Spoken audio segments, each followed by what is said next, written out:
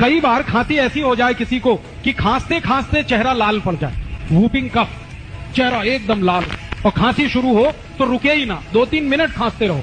ऐसी खांसी में अदरक ले लो आधी और उसको भून लो, आग में भूनो।